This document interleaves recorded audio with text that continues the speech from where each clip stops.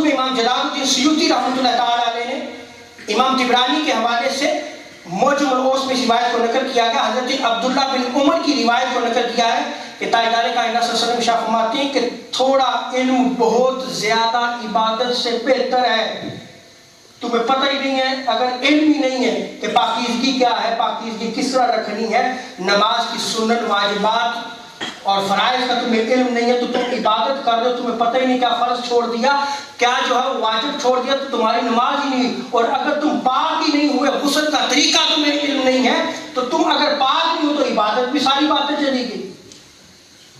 तो आका का इशारा फरमाते हैं कि थोड़ा इल्म बहुत ज्यादा इबादत से बेहतर है। और किसी शख्स के फकीह होने के लिए यही काफी है कि वो अल्लाह की इबादत करे, और किसी शख्स के जाहिल होने के लिए यही काफी है कि वो कुरान और सुन्नत के खिलाफ अपनी राय को पसंद करे।